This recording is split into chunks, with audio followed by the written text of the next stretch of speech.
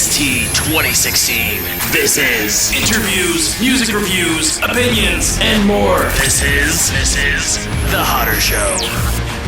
What is up, everybody? We're Roll Audio here today on episode 278 of The Hotter Show. I hope you guys are doing absolutely fantastic. Thanks so very much for tuning in and clicking that play button on today's episode of the podcast. I have a kick-ass episode for you here today, which I try to do every single week right here on The Hotter Show. I'm sitting down with my man, Nyl Del Rosario of Deadlite, the guitarist, and also does some vocals for Deadlite. And we have a super fun chat in which we talk about kind of what he's been doing the last little while with kind of COVID and the lockdown and so forth. A pretty extensive look at his guitar collection, which is very fun. That was kind of a first here on The Hotter Show on doing a video interview, being able to show off some guitars. So we have a good talk about that, kind of what got him started with music living in the Philippines, as well as kind of his transition into life in Canada, which is definitely some very interesting points brought up that I didn't know, which was really cool to talk about. And then, of course, his work with Deadlite, how that all came to be, and their newest single, which is coming out tomorrow, folks. As you guys are hearing this on the 7th, the single comes out on the 8th, so please be sure to go check it out. I will have the link down below in the description of this video for the YouTube premiere of the video for Heads Up Dear. And I have not heard the song. This was a first for me. Normally, if there's a new single coming out, the band will send me an advanced copy and I'll check it out. But I said, you know what, man, let's just do this cold. I said, I kind of like that idea. It was something different. And it's cool. From what I've seen of the stills and everything, looks like it's going to be epic. And you can learn a little bit more about the single and kind of how it all came to be near the end of the interview with Nyl. But we also have some other kind of fun random talk in there, talking about influences and things as well like that. So I hope that you guys enjoy it. I'm sure that you will. It is a badass chat. Before we go any further, though, I, of course, want to give a humongous shout-out to the sponsors of The Hotter Show. Of course, my friend, Mr. Jason Reese from Desdlite, for all of his hard work for The Hotter Show. If you need logos or banners or T-shirts, album covers, photo manipulation, literally business cards, anything you need to do with graphic design, hit up my man Jason Reese over at jbirddesiglarts.com. Let him know that Hotter sent you, and he'll take good care of you. You will not be disappointed with what Jason comes up with. He has done everything for me for the last 4 years, and he never lets me down. I literally will send this man like a paint version of some idea I have, and he will make it exactly what I picture in my head every single time, like 9.5 times out of 10 on the first try.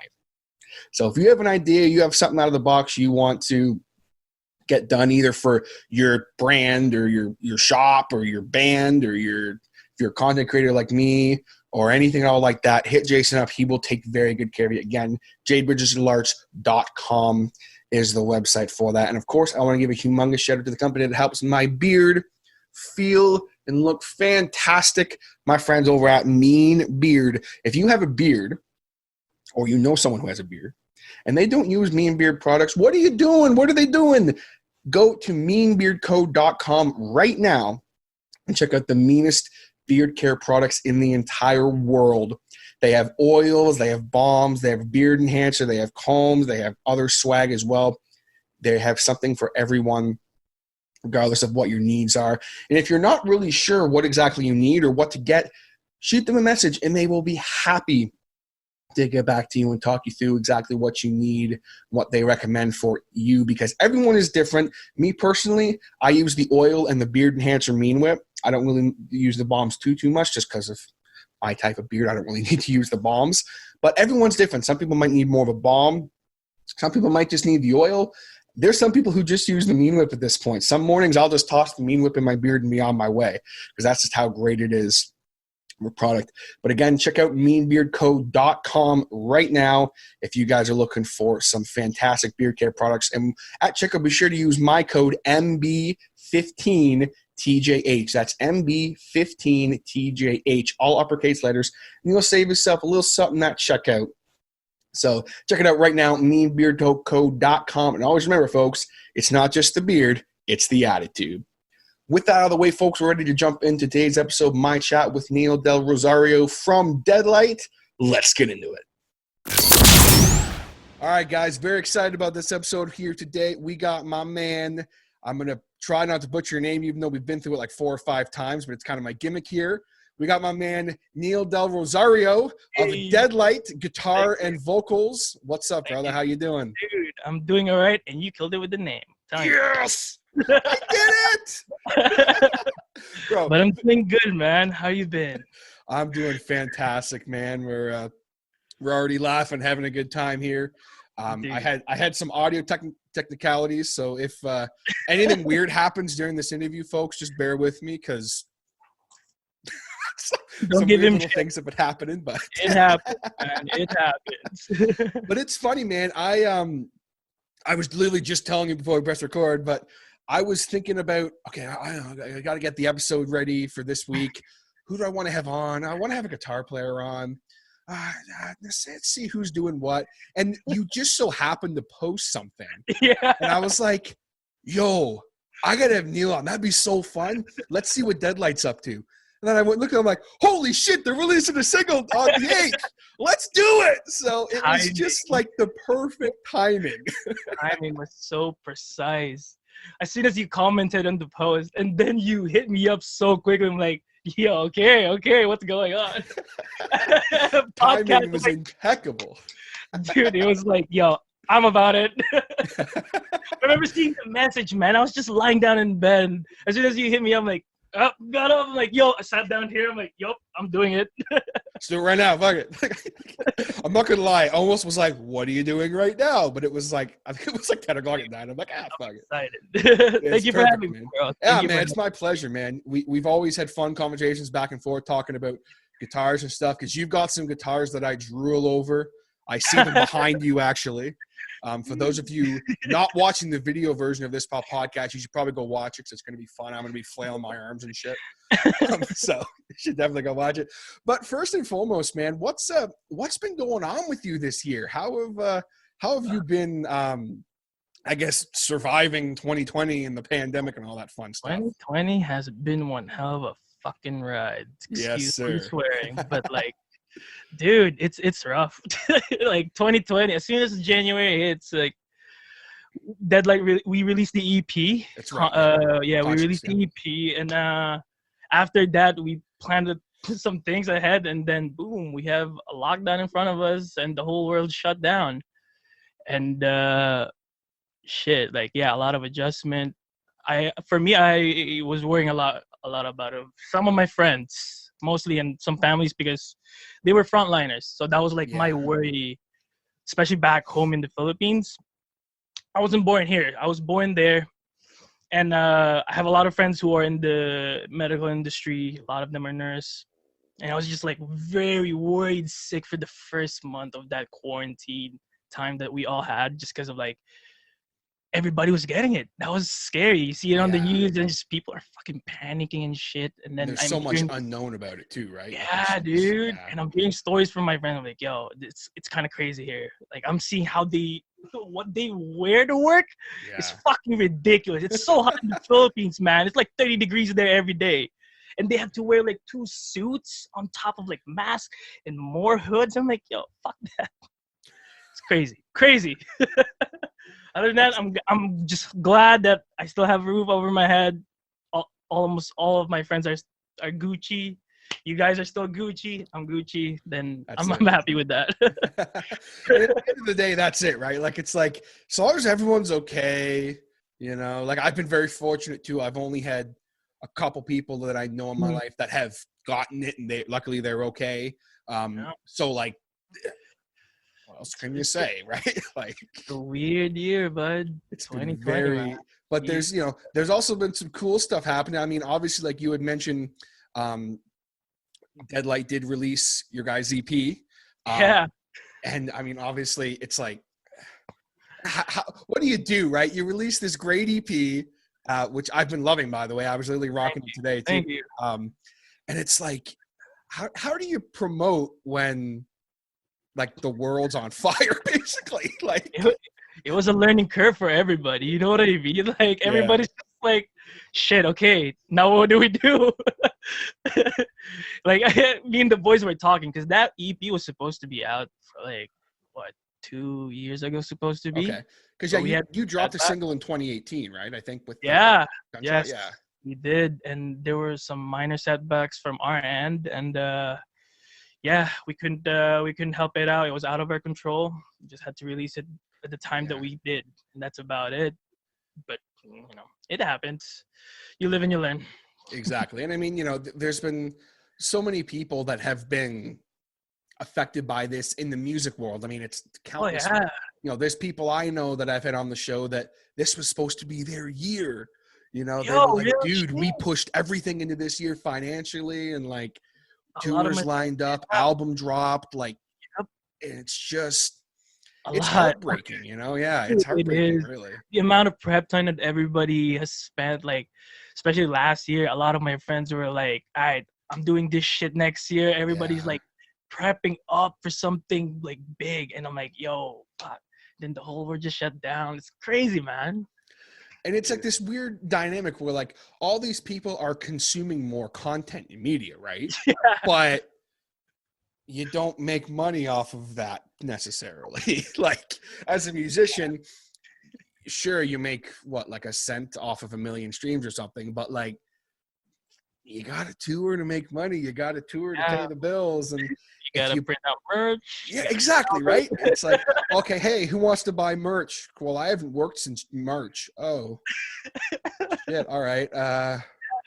Hey, man, we got this T-shirt. It's like $10 if you want to just try and make your money back. And it's just heartbreaking to see, man. It is. Like when I was talking to a couple of buddies of mine, like some like other parts of the world, and I have a friend who's like a graphic designer who was complaining to me about like the company's kind of like giving her so much shit just because of like the workload that she gets is like different now just because everything's online.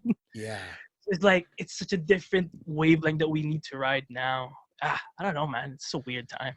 Yeah, so much stuff is online and there's so much content, and it's like as a content creator who's been in the content creating game for a while, it's like crazy. All of a sudden everyone and their grandma has a podcast now, which is cool, right? But it's like, whoa, where the hell did this come from? Dude, what I'm surprised and I'm happy to see is like some of my friends, like Facebook friends per se, I have like friends there that don't really do anything on Facebook, but when the whole quarantine pandemic thing happened, everybody started posting like they're playing music or showing more art. My girlfriend started doing more art now, and like, yo, it's kind of cool that like even if we're in this shit time, like some people did find a way to do what they love. Exactly. You know what I mean? So it's or just stuff like, they've wanted to do but they didn't have time. Like it's just it's such, and that's the thing. Like I've been preaching the last couple months, just mainly this month especially, like we have to focus on the positives right now, because it is so easy to get bogged down in all the negative stuff and all the bullshit and political blah, blah, blah, blah, blah, blah. So it's like, hey, I've got a friend who hadn't played music in years. He picked up a guitar during quarantine. He sent me riffs. I'm like, there we go. What's up? Yes. Like, it's just, and it's like, that's the happy things. Like you're saying, your girlfriend, started doing more art and stuff. It's like, that's cool. There's people who are like getting into like graphic designing stuff that always wanted to. It's like, dude, you gotta look at the positives. Real shit. Like we really needed to turn 2020 into our favorite. Like it is bad out there. Like we gotta accept that fact, but we gotta like do our part. Like, bro, we gotta spread that positivity out around too. Right? Exactly. And now that we're, as we're dropping this, obviously we're into the 2021 now, and I mean, it's so interesting. Like you were telling me before we started, you basically spent 2020 upgrading your your setup. So walk me through that. Kind of like what did you set up? Like, did you get any new fancy guitars? Walk me through that. Guitar, yes. I know you got some, so I want to hear that. I did. You know what? I'll start with the guitar. I swapped out so many guitars this year. The first thing that I did with my guitar, I got. Come on, just pick it up. Just pick it up. Let's go. If you're not watching the video version, folks, get on the YouTube, Hotter Show YouTube, and check out the video version of this. We're doing a full run through here. the first thing that I got for the year was this Legator multi-scale. Oh my God! So it's all stock.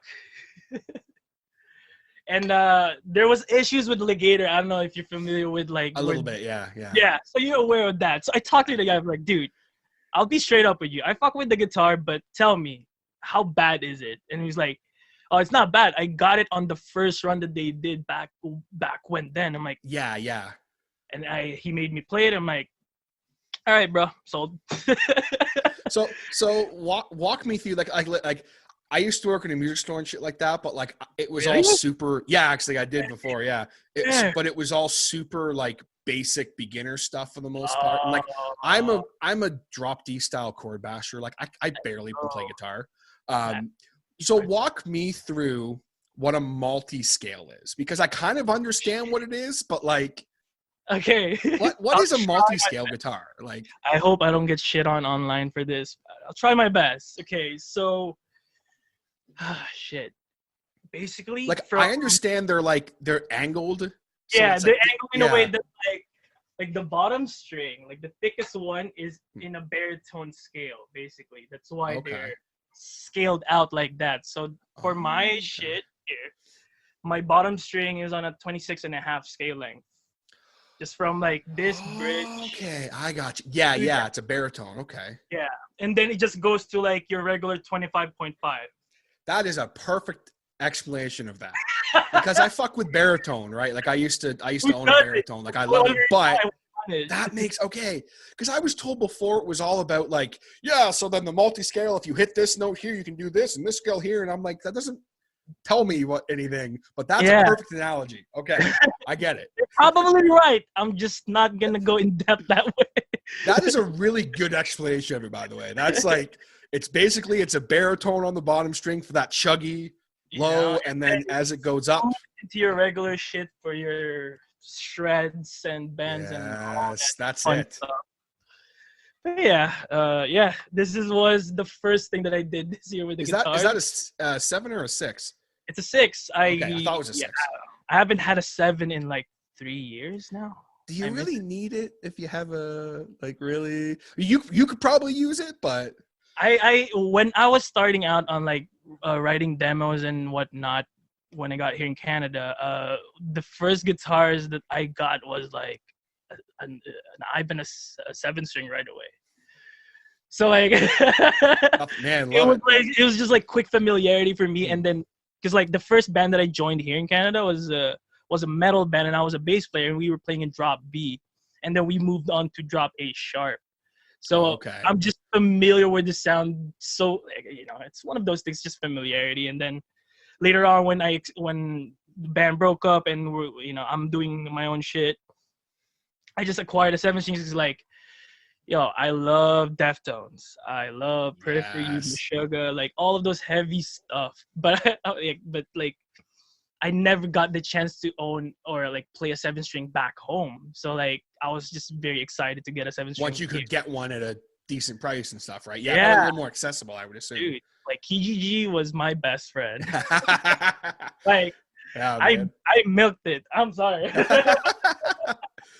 Oh man, that's great. So that was the Legator. So what was the Legator? And then the next one is probably my pride and joy, because I am a big ESP guitar guy. Yeah. I don't know if you can see it. Yeah, let's go, buddy. I see that flag. Yes. I'm a big ESP fan. I have a buddy back home whose band is sponsored by ESP Japan. Oh, really? Dude, and that's legit. Yo. I've talked to him so many times about like, dude, I'll send you money. Just buy me a guitar. Come on, hook it up. But I locked out. I found a great deal for this Horizon. I've seen it. Oh, this one is nice. So this is Jesus. Right. I got it. Look at that finish. Oh my god. I got it. Where's my purple, flame maple top, string through. That's the ticket, man. That's it. You already laid it down. Does that have the the 81 and the 85 So- club set, or are they? I actually received it with a Seymour Duncan blackout. Oh, okay. And I already have blackouts on the Legator, so I thought I need something more that They're has a great bite. pickups. Yeah. They're great pickups, don't get me wrong. I just needed something more that has a bite for this guitar Mhm. because I intended to use it for like it's gonna be my main. So I'm That's a playing it beautiful in guitar. drop C, drop B. And it was just like, man, I needed more bite. And I decided on like instead of like I thought about getting some Fishmans, but like installing it's such a bitch. Yeah, they're really. I did an install on one back in the day at the shop, and like,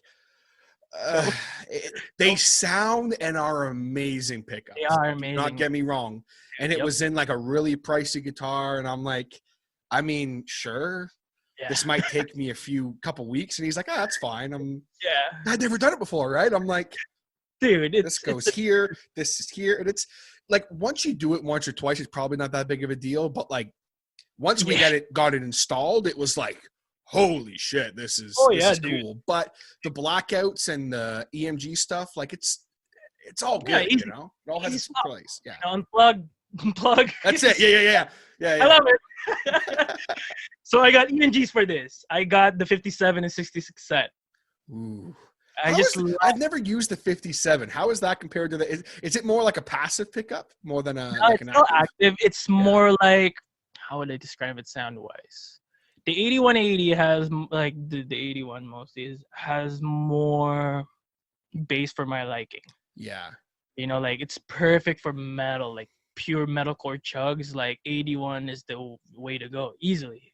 You know, how many records that we love now just because it has that All about sound, the 81. Yeah. you know? But like for me, I just like the bite and like the dynamics. Like, it sounds nerdy, but I know what you're saying. I get you it. know, I enjoy the dynamic that it, like when I play it. Maybe because like I always tell this to people, like the way I pick like my gear is based on the way I play, not because I'm hyped about it, but just because I'm like, okay, it works from how I play on how I do certain things. Everyone's different, right? Yeah, exactly. So like this is me. That's it, man. Well, dude, one of the best guitars I've ever owned, ever played, and one of the best sounding guitars I've ever had for me was and I'm actually looking for it right now because I sold it. Shit. It's an Ibanez GSZ 120.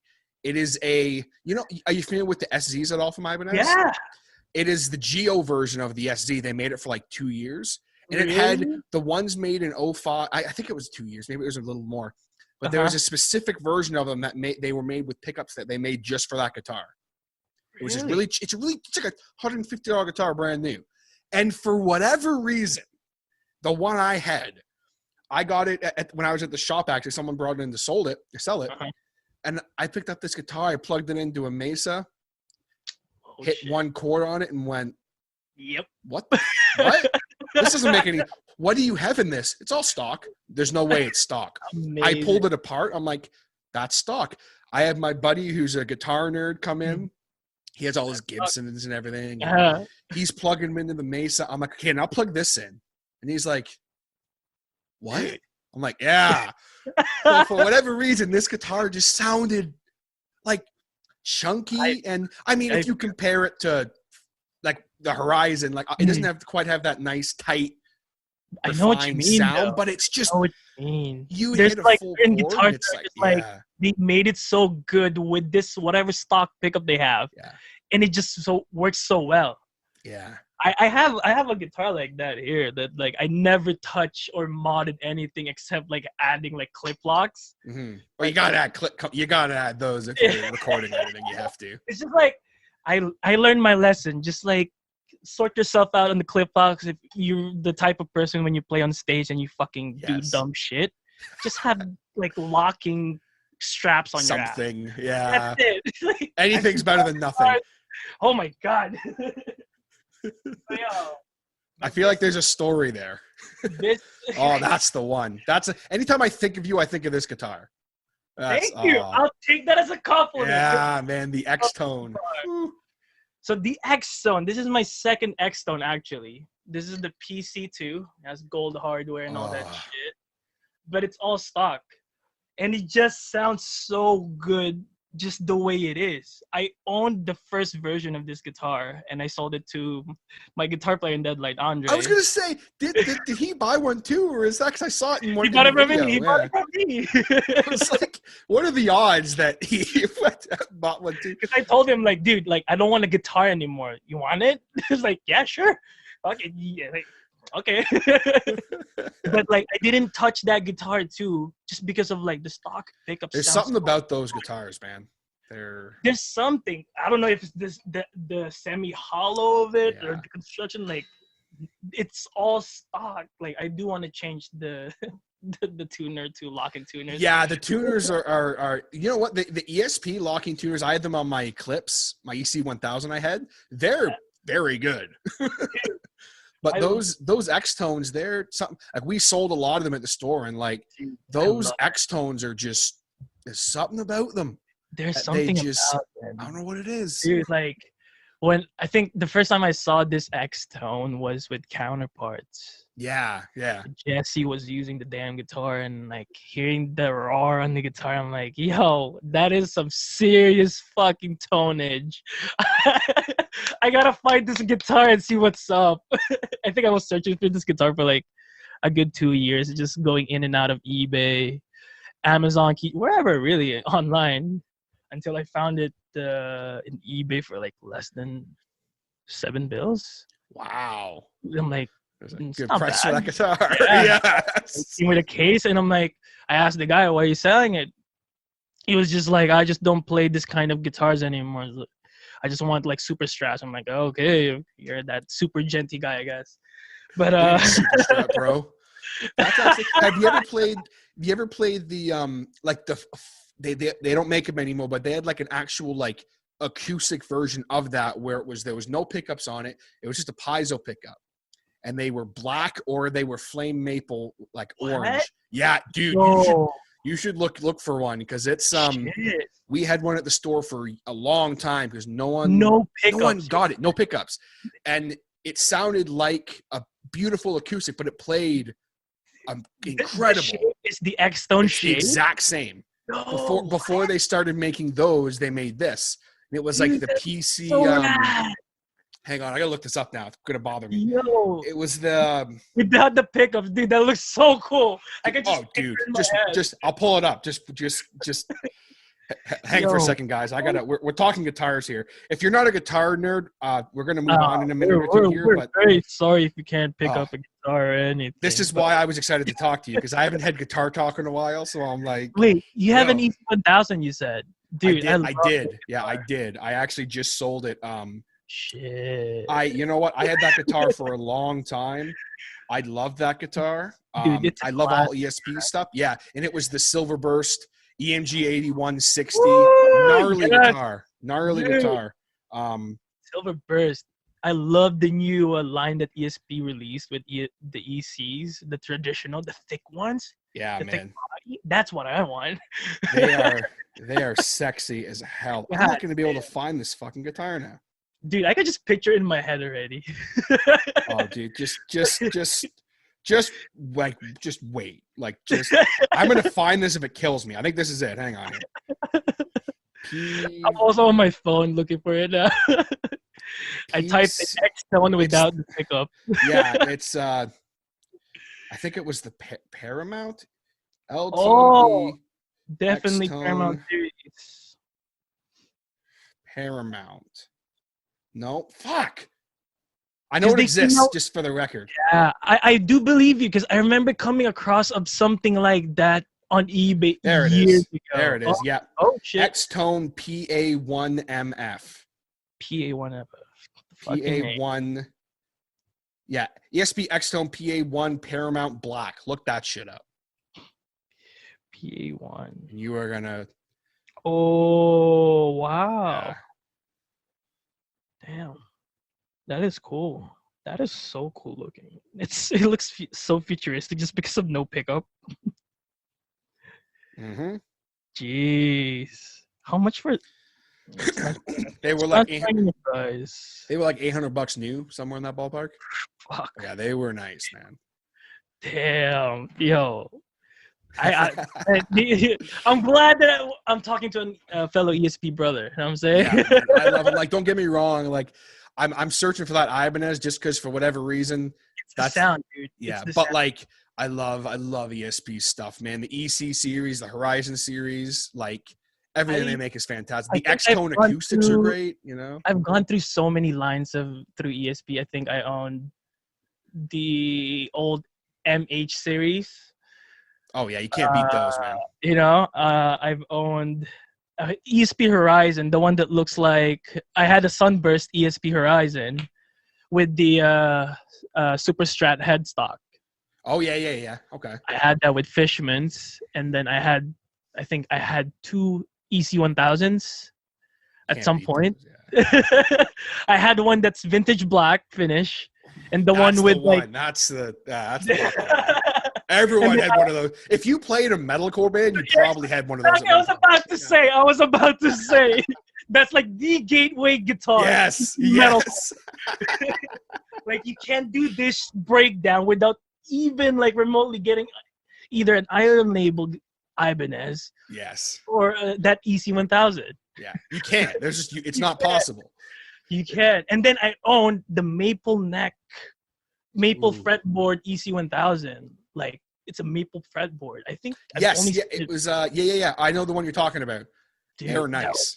So nice. Really regret that one selling. Yeah, there's some guitars that there's only two I really regret. Like the EC, as much as I had that guitar for years, right? Since like 2011, 10, somewhere in that ballpark. I sold it to a guy who had been looking for it forever. Uh-huh. And I literally, man, like I don't play anywhere near as much as I used to. Mm-hmm. And I picked it up one day and it was covered in a layer of dust. And I was like, I can't do this anymore. I need, and I sold it to a guy. He sent me a picture like a week later of him like, hey, we're doing a music video. It's going to be in the video. And I'm like, fuck yeah, that's it. Right. So, you know, I'll go find my $100 Ibanez I'm looking for. And then like, I'm good. That's all I need. You know what I mean? I did that with my 7-string. Exactly my move for my 7-string. Like, I was dormant with the 7-string after finishing up the HMTK record.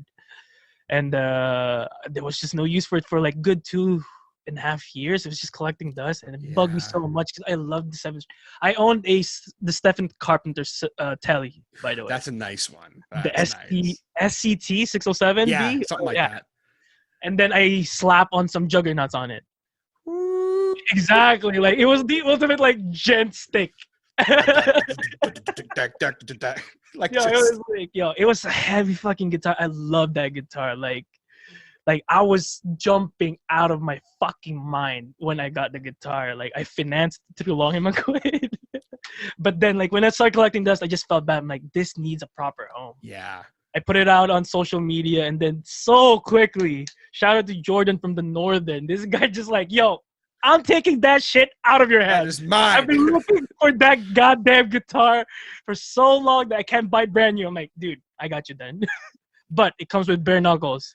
Fucking perfect. I don't need to buy bare knuckles. Like, that's like, you know, by the way, it has bare knuckles instead of the stock. Is that okay? It's like, man. He modded it out. He moved you know how like the two bridges, right? Yeah, like they're right next to each other, yeah. So he got it modded with his guitar tech. So it's like your regular Telly now. Like, I saw it on the pictures and like on the playthrough. I'm like, yes. That's dude, so cool. I'm like, I'm so happy that I actually sold it to you, man. And then I bought the X-Tone with this money. That's badass. And then I know that you, just to finish off the tour, I know you have I've seen you with the Jim Root Telly. You still have that? That's around? That's actually Andre's. Okay. Yeah, so what happened was he got that guitar and he swapped out the pickups for Fishman's around the time that we were going to go for the tour for that for the HMTK record. And he was like, he brought it to practice and was like, dude, try it out. So I played like 2 sets with it at practice.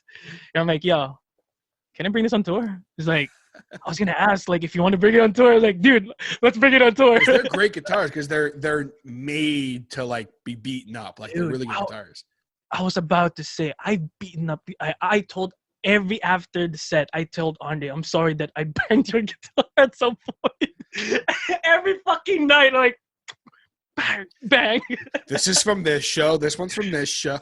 It's like, don't worry, man. I'm buying your food. I'll pay your gas. Just don't give me shit. I know.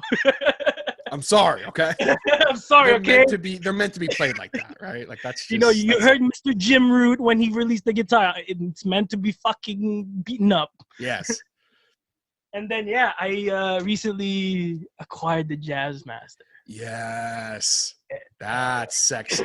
I think that's my favorite, like, classic looking guitar. Oh my God. Look at that thing. Oh, the silver pickups. It's so classy. It is very classy. It's very it's sexy. Jazz-ish. But it gents. Dude, like, it's in drop B right now because I am your basic Slipknot fan, everybody. Nothing wrong with it, man. Man, I'm sorry. Like, as soon as I got it, I tried it in drop C. It didn't feel right. No. You got to play it in drop B or lower. There's no in between. I had to just because of, like, dude, it's drop B, but it's so fucking heavy. I'm just telling you. Is it? Yeah, I figured it was. Like, it's pure goddamn mahogany. I was gonna say it's mahogany, right? Yeah, it's just pure, just like a table. Like I was thinking of swapping out the pickups, but I'm like, you know what? It's a disgrace to Mr. Root. I don't want to do that unless I get his new pickups, and that's it. Yeah, that'd be cool. But yeah, like that's about my guitar collection for That's now. badass. Because I already I my girl hates me sometimes because like I just got the guitar, and you would see me online just looking at the guitars. I can't help it. You know what? There's worse things to have an addiction to, right? Like just you like buying guitars. You know, I was the same for a long time. It was just I cut back. Holy shit, it got out of hand. At some point, I filled out my rack. I had like 7 guitars sleeping on this goddamn rack. I'm like, nah. I used 3 of them. Exactly. Yeah. Like, I used 3 and record with 1 and just play a show with 1. Like I don't need this much. Well, I need a backup for this tuning, dude. I was so bad. I had 2 5 racks and they were all full. And I didn't play in a band. I didn't play shows. I had backups for everything. Yeah. Oh, dude, it was bad. It was just ridiculous. Yeah, wait, I have an acoustic here. It's a Taylor guitar. Oh. My buddy lent it to me for a bit for me to work on, but like I've been playing it too. I haven't played acoustic in so long. I usually play me something. Come on now. Bro, fuck. Fuck. Ooh, that's sexy. Dude, that's Justin Bieber. I was just about to say, it sounds like that one Justin Bieber. Yo, shout outs to whoever is the guitarist for Justin Bieber because that dude slaps. Dude, Ed Sheeran wrote that song. He wrote that song. That's shit. What do you call that song? Because if you're like, anyway, you love yourself. Much. Yeah, that's it. Yeah. Yeah, Ed Sheeran wrote that song for that fucking kid. Really? Yeah. Yo, his other one with Chris Brown. Have you heard that one? Fuck, which one? He has the one with the bluesiest fuck guitar in it. Dude, I haven't heard anything that's like Chris Brown related. I don't even know what the fuck. Oh my god. Oh no. It's like super like sad and bluesy. It's all it is. It's just vocals and then a bluesy guitar, and that's it. That's the whole song. I'm gonna look it up. You sold me on the bluesy guitar. It slaps, man. It's a good tune. It's with Biebs. Yeah. Really? What? What the hell is the name of the damn song? Chris Brown. Oh. What the fuck Chris, next to you? Is it next to you? I'm just looking at it. I don't think so. No, it's not that. No, that's not that one. Definitely not that one. Nope. Oh my god, I gotta look this up. This pisses me off. We're looking up a lot of stuff today, but that's okay. I'm gonna be honest with you. I forgot we were recording for a second, and we're just having a fun conversation. That's it, man. I genuinely was gonna say like, yo, aren't we recording? Are we recording a podcast? Oh, fuck it, whatever. This is what the Hotter Show is, folks. Okay, Dude, this is just having a fun conversation. I gotta know what this is now because this is just pissing me off. See, I wish I had more guitars to show while you look this up. Did you find it? No. I gotta know what this is. Chris Brown. Justin Bieber. Are you sure it's Justin Bieber? Absolutely. Don't check on me. That's it. Don't check on me. Y'all just heard Painkiller by 3 Days Grace, by the way. I don't know why that was playing, but shout outs to that. My favorite 3 Days Grace song. Yeah, Don't Check on Me. I've heard of that. Of that. I know what you. Yeah. Yeah. I can't even deny that. Yeah, it's a good tune, man. It's a good tune. It is. Shit. but going back from here and getting back to a podcast. Yeah, sorry about that, folks. Yeah. So you mentioned there a minute ago, and I want to go back, that you were actually born in the Philippines and you were in bands in the Philippines before and stuff like that. So talk to me a little bit about that. Like, what is the music scene like in the Philippines? What was it like growing up there? What was some of the music that you got into that kind of got you on this journey? Okay. I grew up with a musical family, as you could say. I could say that. My mom's side especially, she sings. And a chunk of my family members on her side are like in a marching band, in an orchestra band, and in an orchestra, those kind of music, very classical, wind stuff. So like growing up, I was exposed to like the music of Rocky, John Williams music, and all of those kinds of music. So I grew up with that shit in my head. And my mom's very into Broadway musicals. Like she was so into like Miss Saigon and Les Miserables back in the day. So I would hear that shit. And my dad's like so into like Kenny Rogers. Yeah. Like, yo, like that's an interesting dynamic. Like Frankie, man, Frank Sinatra, Kenny Rogers, like old school shit, bro. And like it was just like that kind of shit growing up. And like also like I grew up in a very religious family. So you will hear like religious music here and there. But my cousins, my lord, my cousins and my older brother would really set me up on like where I am now. Like my cousins got me into like the metal shit. Right away, they slapped me with Korn, Slipknot, Limp Bizkit, fucking Gojira, Mushroom Head, Stain, like all those bands. Shout outs to Stain. You know what I'm saying? Mushroom Head and all those No shame, Nickelback. Buddy, listen. Yo, I never understood the reference when I got to Canada about like why everybody hates on Nickelback. I'm like, yo, why? I don't either. Like I know he's a dick, but like, goddamn, the music's that good. If you go back and listen, like we defend Nickelback here on this show, right? Like, because Nickelback was my first favorite band, my first record I ever bought, like obsessed. And dude, if you go back and listen to Silver Side Up, that whole record, and don't think it slaps, I don't know what to tell you, because it sounds so good. Yeah, it sounds so good. Like I think I still have like 1 or 2 Nickelback songs on my playlist when like let's say I'm like checking mixes. I still have like some parts of my reference just because like damn, they sound good. They sound good. There's nothing, you can't beat it. Like I don't know the hate. I never shit. I don't know. Everyone's like, oh, he's a frat boy, and I'm like, and like my older brother got me into Nickelback too, and my older brother's like very alternative reggae and all that in that realm. He's a piano player too. He had a reggae band. So, like, I did grew up, like, watching these people just doing this cool shit. And, like, I'm very competitive in some ways. So, like, I remember telling my brother, I got to be fucking better than you. Because, like, he's so good at piano. Sibling rivalry, yeah. Dude, it pissed me off. He's 5 years older. I would see this guy pick up chicks while just playing piano. I'm like, what the fuck? You know, like, with my dumbass guitar, I look like a fucking, like... I didn't even like guitar in the first place. Check it out. Dude, I didn't like guitar in the first place growing up. I thought it was such a nerdy-ass fucking instrument. You thought piano was like the way to go? No, fuck. I hated piano too. I went through that Asian, like, stereotypical that, like, I was forced into, like, piano lessons. Yeah. I really, like, I should have taken it seriously, but, like, back in the day, I just wanted to play drums. That was my thing. Okay, yeah. Like, I remember seeing this drummer just outside my fucking house with like this shitty kit, and he was just ripping it up. They were playing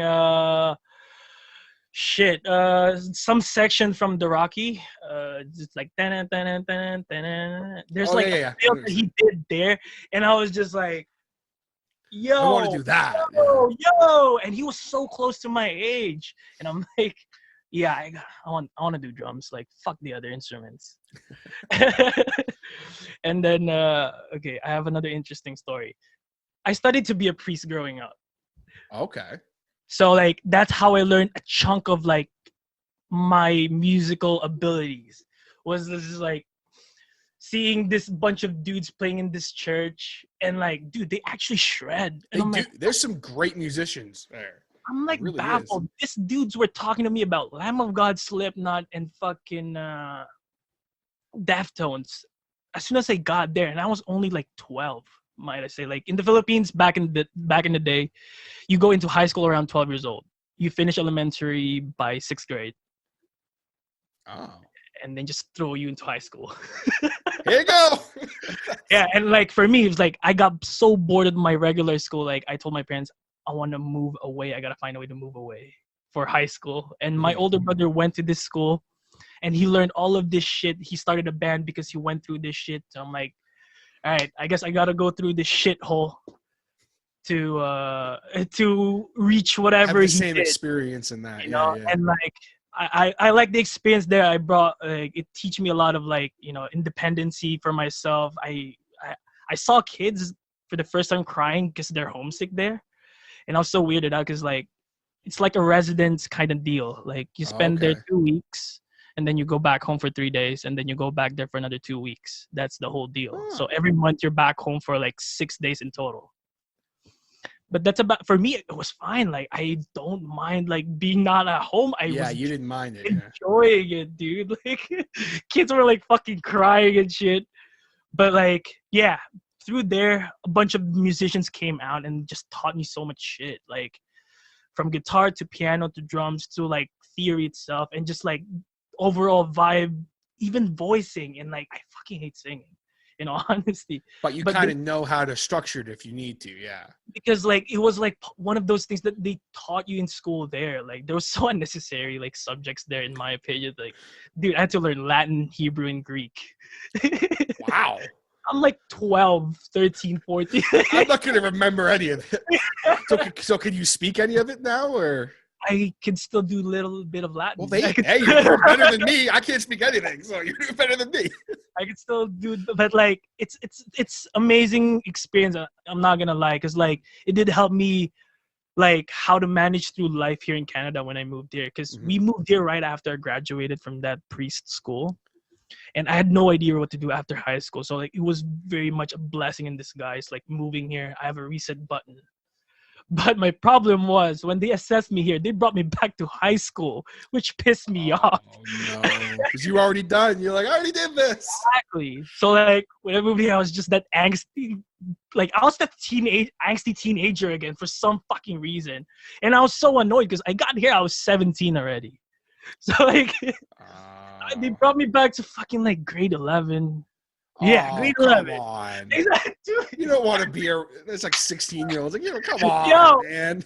I was with like kids with like 2 years younger than me, and like, I was just mad. So I really set out to like do something else here, and I got locked out with like meeting my older brother's buddy Cedric, and he was telling me, oh, this guy's a metal guy. I heard him listening to Metallica and all that shit. I'm like, yo, cool.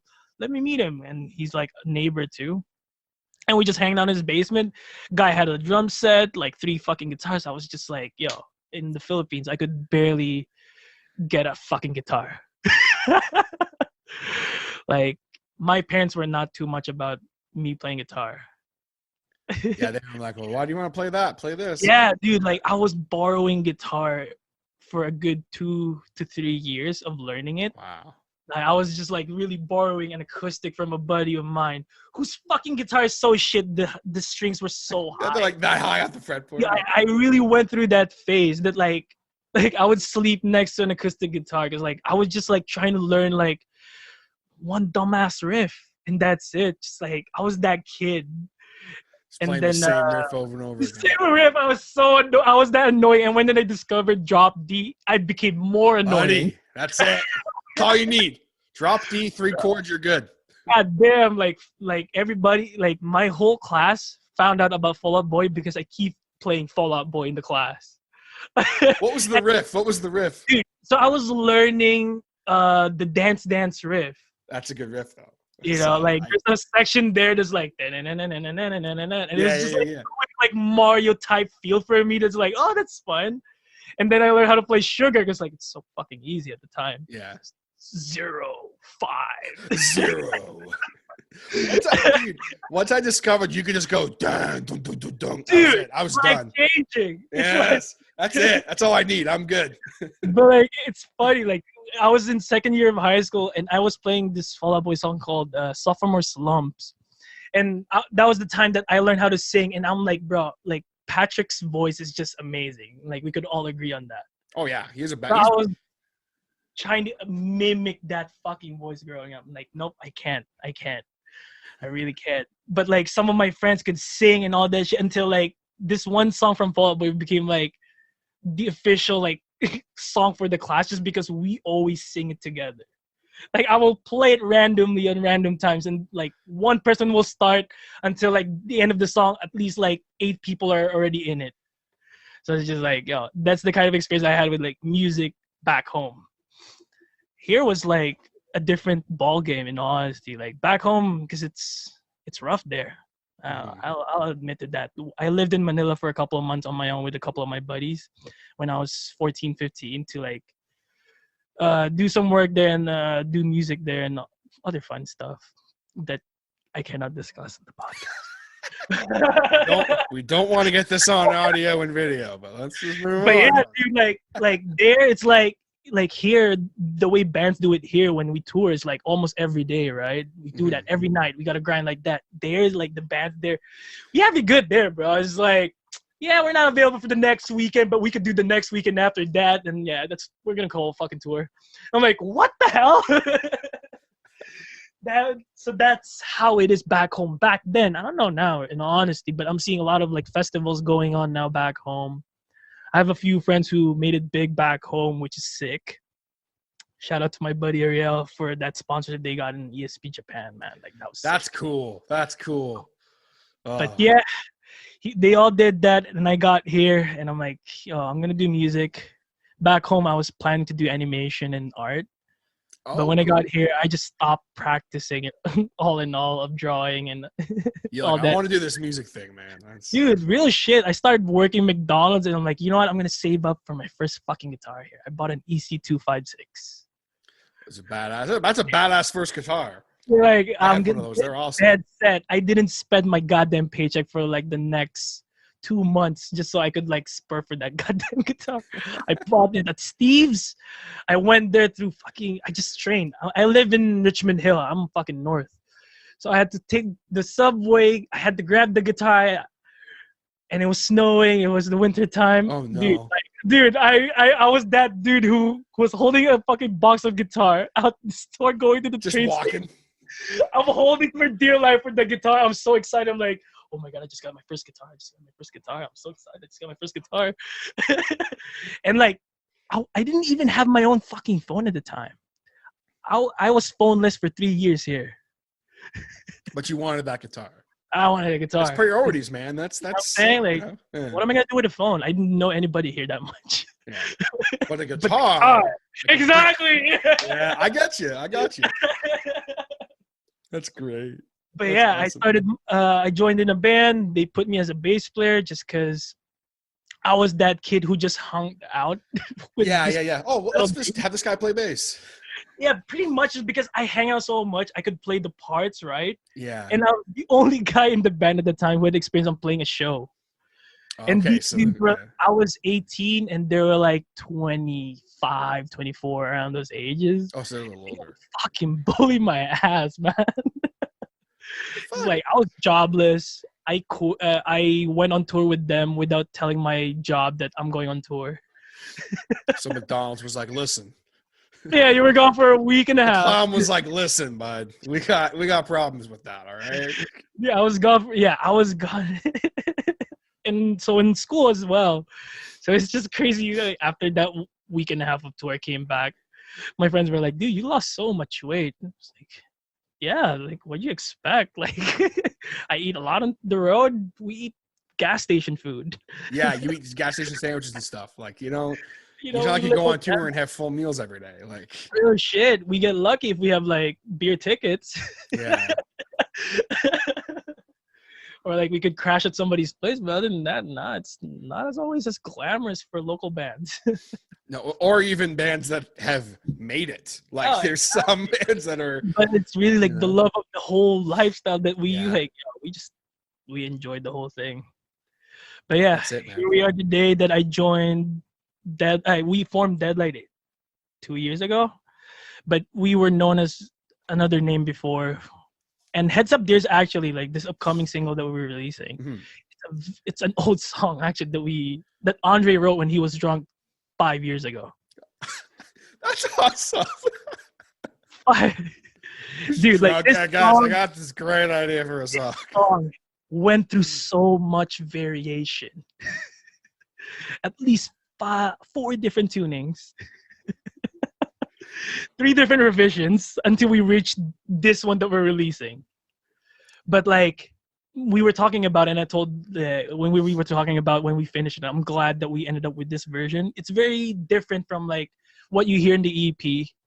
It's very different from like the works that we did with Her Majesty the King. It's very different in all honesty. Like this song is like the extreme version of like what we enjoy as individuals and as a band. Like we enjoy this kind of music, and then we're gonna be releasing a new single later on. This is like very different from Heads Up Dear. This is also like, hey, we enjoy this kind of music too. And like they were like, aren't you worried about like people saying this or like sticking to this genre kind of shit? I'm like, we never really fucking specified what kind of genre we held on to. Like it says on our page post-hardcore just because that's the EP's vibe. Yeah.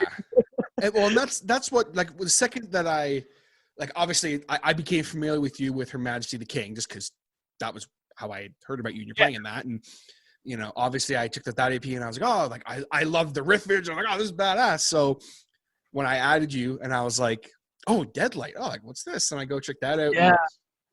I am very much into that post-hardcore sound, but it's like, it's such a broad spectrum, right? Where like the first time I heard post-hardcore was like Alexis on Fire, right? So I'm like, so people are like, oh, we're post-hardcore. Then I'm like, but like, you're not. It's post, whatever. So it's like, right? It's like this weird dynamic, which it can be really whatever the fuck you want it to be. Dude, like, you do a bit of screaming, yes. Mostly, is it like kind of clean with some good riffage, some good, you know, for regular people, screamo. Yeah, right. It's like, screamo. So it's like, oh, let's just call it post-hardcore. Ah, fuck it, that's close enough. Yeah. But like that's what drew me to you guys, though, was like, there was a different honesty, sound. Like for us, Deadlite is a 3-piece now. For us, we're just a 3-piece band now. We're still looking for members. If you're interested, let us know. But yeah, it's just 3 of us, me, Andre, and Alan, singer and 2 guitar players. But I do a lot of the production side anyways. But yeah, going back into like the post-hardcore thing, it's just like, I didn't want to stay in that realm that much because like I do enjoy playing other kinds of music. You know, like I really like, I never thought I would be playing loops, guitars, and licks for hip hop artists and R&B artists. That was like one of the things that I never expected at all. Like at some point, like some beat makers would buy some loops for me and I would just be playing like 3, 4, 5 chords of like plucking chords. But that's what ends up happening, right? Like, because that's what you do, right? Like outside of Deadlite, I was going to ask about that. You do a little bit of that, right? With the I really love doing those things outside of like doing the production side of things and playing. Is like I enjoy playing other kinds of music. Like when I went to the audio school that I went to 2 years ago, it was I didn't like my train of thought was just like, okay, just get your shit together, get what you need to learn, and that's it. Don't overcomplicate your life here in school. But like the people that I was surrounded with, a bunch of fucking rappers in all honesty, and they're the craziest bunch. And they just took me in. They just took me in. Like there was some point in class, like, okay, people who had like knows how to make their own demos or they have their own music out, you can play it here. And we were in the studio. And I was like, okay, this is a perfect opportunity for me to check out my mix on an actual like multi-million-dollar studio. Yeah. You know what I mean? So I checked it out. I plugged in my dumbass USB on their thing. And it was not the greatest sounding in my opinion. I'm like taking mental notes. This sucks. I need to work on this. But then like some of my buddies there who I know are actually rappers. At the time, I didn't know them, and they were like, "Yo, dog, you like, did you do this? Like, yeah, like you played all of this. Like, yeah, I play all of those instruments." I'm like, "Dude, this is sick. This is some like Disturbed shit." And take a note, the vibe of that song that I showed him was way far from Disturbed shit. But to them, they're like, oh, it's that groove, right? Exactly. And that's probably what they meant, yeah. That took me out of like place that like, okay, you hear it in a different wavelength than I do, but you fuck with it. Yeah, like, yeah. And then he's just started hanging out with me. He started talking to me about like my experience, and he's just like, "So you actually know what you're doing?" He's like, "Not really. I just like have a vague idea of what I'm doing. That's why I'm here, bro." I'm not gonna claim I know what I'm doing. I did my research, and I was doing production 4 years prior going into the school. But I just wanted to. I just felt like I needed to do it. For like, my parents are ramming my ass for like not doing anything after high school. By the way, that's why I did that too. It's almost like putting it on paper, right? Exactly. Hey, yes, I have this. I can put up on my wall. So pretty much, so it's like I do want to make my parents proud. You know what? I'll do this for you guys. My girlfriend got me into it in the first place too. I'm like, okay, you know what? You guys are all saying this. Maybe you're right. I can't be always playing like I know everything shit. So I took, I enrolled and all that shit, and like up to this day, man, like I will never regret that decision. Like, the friends that I made there changed the way I work now. Like, really, the whole R&B and hip hop like took me out of context. Like, he was like, there was one time in class, they brought a guitar and they asked me to play something. So I was just noodling around, and one guy was just caught me off, and he was like, "Dude, can you play that one lick that you were playing but slower?" And it was just like one chord, and he just like, "Can you like make another chord out of that chord?" And I just removed one finger. And he just like, "Keep it up." One man started like, yeah. And then I'm like, "Oh shit, what's going on?" And bro, they just started freestyling on top of 2 fucking chords. And then like the light bulb was like, "Oh shit, I could sell loops." Like, wait, this is all you need? Yo, like, dude, it was like the light bulb in my head, like the things that I could do.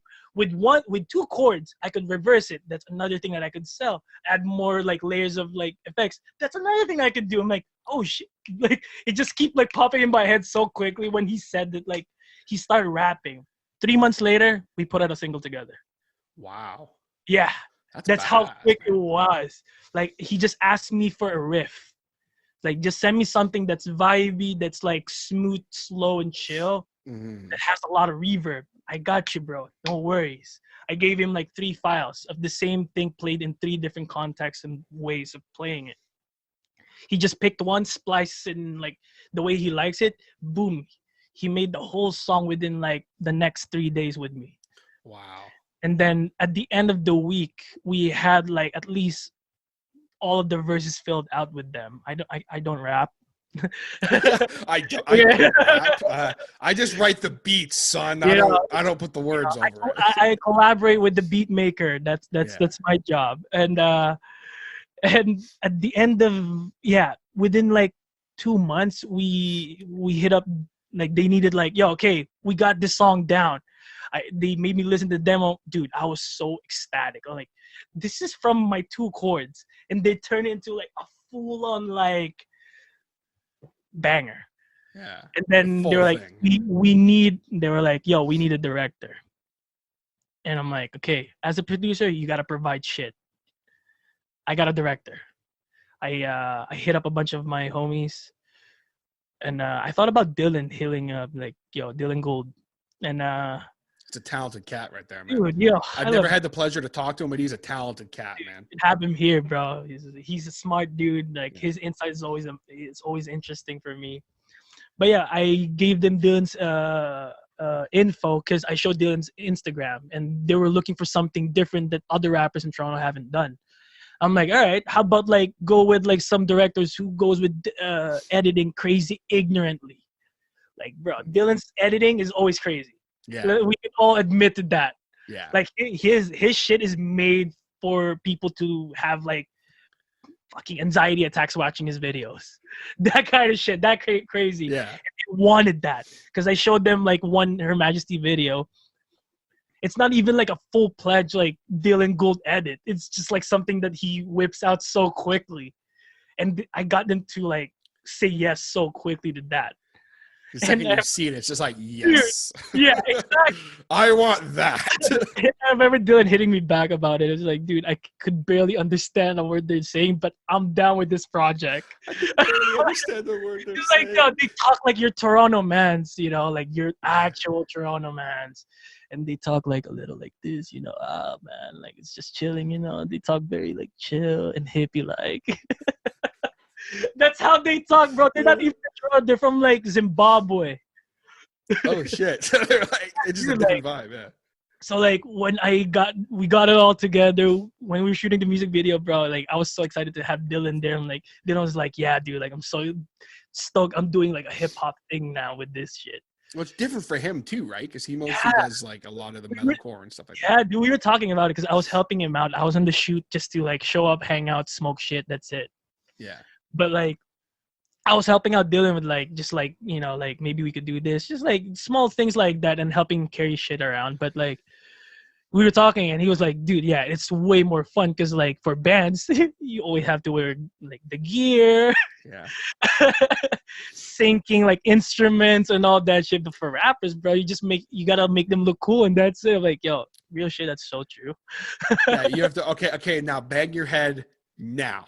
Okay. You know? Now play that now. Like, yeah, exactly. It all up. And it's just like I'm just glad that like my buddies also are like very creative in that sense that they know what they want in the music video.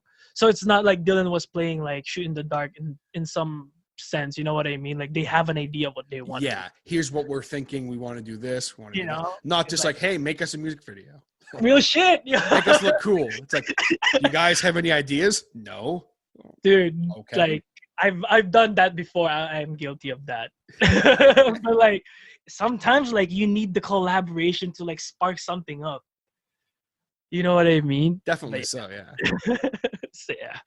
So that was that's about it. What I've been doing outside of Deadlite. Other than like I went back skateboarding. That's pretty badass though. I'm about to be 30 in a few years, and I'm like, yeah, you know what? Let's go back at the skateboarding. It seems like a good time to get skateboarding again. And maybe, you know, knock down the arthritis door and see what's up. Yeah, why not, right? You're never too old if we're doing anything, man. That's the key. Yeah. The key to life, man. Do what makes you happy. But yeah, dude, I'm just like glad that we could still do this shit despite of what happened within the year. Definitely so, man. Well, as we kind of get ready to wrap it up here, it's been great getting to have a chat with you. We've covered a ton of ground, had a lot of fun. Just to go back for a minute, with the single that is coming out tomorrow, as you guys are seeing this and hearing this, it comes out January 8th. Yep. So get on it. The link is down there for the video. It premieres on the 8th. Walk 4 me p.m. Through, yes. Walk me through the video just a little bit. Give me a little something because it looks classy as hell. It's a story to tell too. Yeah. Because me and the idiots, I call the boys the idiots because we just call each other that. We decided let's do the videos ourselves. Oh, famous last words. Oh, we'll just do it ourselves. It's fine. But like, I made it a point that like everybody needs to take this seriously. Like, we need to write out our plan. We can't be shooting shit randomly. Like I told him, we let's have our lyrics drawn up, figure out what are the scenes that we want on this lyrics, or like what are the vibe that we're gonna go for. So we did plan it out very well, and we shoot the thing 2 days. Wow. And we got lucky enough to get a mansion in the video. Yeah, because when I first saw the stills, I'm like, it looks sexy. Dude, like, I don't know. I'm excited to see it. I'm a poor ass kid. Like the rest of the boys in Deadlite are poor. So stepping into a mansion is like, oh shit. But I found out that it was Andre's in-laws place. I'm like, oh shit. Wow. That's even more intense. Good job, buddy. Not gonna be broke for long. Oh man, like I high-five him silently when we were scouting. So we did that, and like it was not a lot of it was not that hard for us because we knew exactly what we wanted right away. It was more tricky on the editing side because Andre took on the editing. So shout out to Andre. Everything that you're gonna be seeing on the video is edited by Andre and Alan mostly. I didn't do anything that much on editing. I helped out a lot on the shoot itself, and I do the production side already. Sure, So yeah, you do that was- enough. that was the thing. Like, they're gonna handle that shit, and like, man, I told the boys, I'm very proud of you guys. Excuse me. Like, they brought in that Japanese kind of vibe too. Like when Yeah, that's cool. I That's kind of teared up a little. Like, dude, this is like very like Kill Bill-ish in the beginning. Is like the Japanese is just like oh, I was just excited, and the whole concept of the video kind of grew, kind of like formed within the day of the shoot. We didn't expect we were heading that direction until we're like, oh shit, that is the vibe of the video now. And it's like, I don't even think I could reveal it. Like, it's like we went. There's only so much you can say without giving away the whole video. Something away. We went on to like a very like mysterious vibe. Okay. Like something happened in the video kind of deal. Ooh. But you're gonna see my singer being dramatic a lot. But that's about it. Is there any other way to not to be a singer? I mean, come on. But like, I'm very excited because like this is such a different song. It's a different kind of like production in my side too. So like when we recorded it too, dude, like it was not even like fully planned. Like we were just all together in this room. The guitar was just plugged in, the mic was just plugged in, and we were just wrapping our brains on like, how are we gonna do this? And I just told the boys, how about like let's go back to the very basic of when Andre wrote it. It was just like bare bones of like just the guitar, and we move on from there. Okay. So I just pressed record. I told Andre, just play the guitar, Alan just sing, and we just went on with that, and we just kind of built it up like that from the ground. And we ended up with what you guys are gonna hear tomorrow. Heads up, dear. Heads up, dear. No. Sorry, that was really lame. It's still a 4 funny p.m. title for me, like Heads Up Dear, but like it's such a catchy title when you hear it in the context. It's cool. Like just seeing the stills. Like full disclosure, guys, I haven't seen it yet. I wanted to do this that way because I was like, I just want to hype it. Like I'm excited to see it and hear it because, I mean, it looks like I said. You know, Nyl's giving us a little insight, kind of mysterious, dramatic, a little sexy. We went with maybe, that like 90s look. Yeah, it looks super cool. Yeah, So, thank you. I'm excited, man. Again, guys, down below in the link of this description on YouTube, especially if you're watching, I will link the premiere down below. Go check it out. If for some reason you are listening to this, the audio version, down below somewhere, I will put the link. Go to the Facebook. We'll make it happen down below. I'll figure it out. Where can the good people find Deadlite if they want to give you guys a follow? So we are on Instagram at Deadlite Band TO, and we're also on Facebook, Deadlite Band. We're also on YouTube. We're going to get up our website hopefully by the end of 2021, set up shop, merch, and all that fun stuff. But that's where you can find us for now. Awesome, man. Well, it has been an absolute pleasure getting to chat with you about guitars and a little bit of this year and a little bit of your background. So glad I could like nerd out with a fellow guitarist because I have other people that much in this year. So I'm glad I could just chat with you, bro. I'm glad you got to show off the guitars on the video too, because I was like, and that's why I asked, I'm like, can you do the video? Because I knew, I'm like, there's like a pretty good chance he's probably going to have his guitars behind him. So I'm going to be like, dude, let's do it. Because like that's my bed right there. I'm like, man, I gotta show more this. Yes, that's the first time really that I had like a full guitar look through too with someone on the show. So that's fun. Awesome. I'm very honored, man. Beautiful, man. Well, Nyl, thank you so much for coming on, man. It's been an absolute pleasure. Best of luck with the single. I'm sure it's gonna blow up. I'm looking forward to it. I'm excited too. Thank you, dude. Best of wishes for you too, man. This is awesome. All right, thanks so much, brother. Easy. There you have it, my chat with Nyl Del Rosario from Deadlite. I hope that you guys had as much fun on that episode as I did. It's great getting to finally have a chat with Nyl. Him and I have kind of exchanged messages a little bit, but never really were able to link up for a full chat, and that was a blast. You'll definitely see Nyl back on the show because there was a lot of stuff we didn't touch on and a lot of stuff that him and I have in common. So definitely someone I think you're going to see pop up on the show again. Probably sooner rather than later. But again, be sure to check out Deadlite's new song and video, Heads Up Dear. I will have the link down below in the description of this episode on YouTube. So be sure to go check it out. They definitely deserve your support, and I'm very excited for the song. Again, I haven't heard it, so I'm kind of just going off of what he's told me. Stills from the video, it looks super like mysterious and sexy. I'm excited, man. It's going to be good. It's going to be really, really good. And be sure to go check out some of Deadlite's older material as well. They did drop an EP early this year, so go check it out as well. And keep an eye out on Deadlite. Be sure to follow them on all the social medias. Again, I will have links down below for you guys, either Facebook or Instagram or whatever. I'll have all those links down below for you. So be sure to go give them a follow and check them out. While you're at it, maybe go ahead and give The Harder Show a follow as well. We have Facebook and Instagram all at The Harder Show. You can, of course, contact me anytime at thehardershow@gmail.com. And depending on how you are listening to this podcast or watching this podcast right now, if you're watching, what's up? How's it going? Be sure to hit that subscribe button.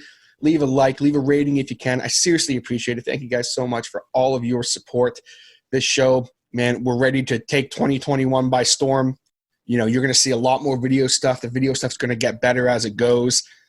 I've pretty much just made my mind up that I'm going to do video for every episode that I possibly can, especially with interviews, because I think it just makes for better content. So be sure to keep an eye out for that. You might see me start throwing them up on the Facebook and Instagram, IGTV too. I don't know. Haven't decided that yet. These might be up on there. But either way, follow The Harder Show, keep up with everything that we do here. If this is your first time listening to the show and you're still listening, thank you so much. Welcome to The Harder Show family. Be sure to check out some past episodes in the archives. I have almost 300 episodes, some great interviews, some album showcases, lots of different stuff. So you guys are into that. Be sure to go check it out. Thank you so very much for tuning in, and I'll catch you next time on The Harder Show. Take it easy, guys.